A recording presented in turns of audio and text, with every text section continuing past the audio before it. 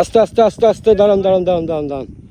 আসসালামু আলাইকুম ভাই। ওয়ালাইকুম আসসালাম। আচ্ছা ভাই, এই যে যে আপনারা প্রতিদিন দেখি এই যে, খুব ব্যস্ত, মানে যাইতেছে। আরে হলেন ব্যস্ত দাঁড়ান, এই জিনিস তো আমরা দেখি না, এই জন্য একটু দাঁড়া করছি, এটা আশ্চর্য জিনিস মনে করি আর কি।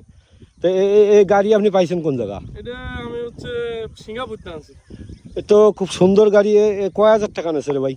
এটা নেছে হচ্ছে 42,000 টাকা আর কি, বাংলাদেশি টাকা। ও বাবা, এ তো আসলে এই ব্যাগের ভিতর বটবটি মনে হয়। হ্যাঁ হ্যাঁ, বটবটি ভাই। ওই যে আমি ওই যে সবজি খামার আছে তো আমার, হ্যাঁ, হ্যাঁ, হ্যাঁ। ওইখানে ওই যে সবজি মানে খাওয়ার পরে যেগুলো বেশি হয় ওইগুলো আর কি বিক্রি করে দিচ্ছি। তা অল্প কিছু বটবটি লাগাইছিলাম, মানে এত পরিমাণ ধরছে, হ্যাঁ হ্যাঁ। মানে খাওয়ার পরে আমি প্রতিদিন তো প্রায় 7-8 কেজি 10 কেজি করে বিক্রি করা ও তাই তো ভালোই।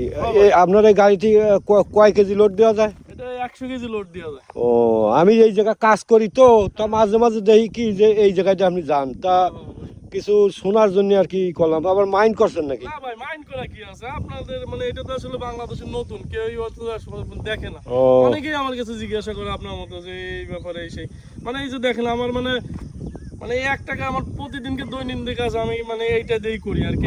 তো দেখতেছি আসলে এইগুলাই দিয়েই করি। আসলে খুব সুন্দর গাড়ি হয়েছে। জি ভাই, ভাই তাহলে পরে কথা বলবো, আমি একটু ব্যস্ত আছি।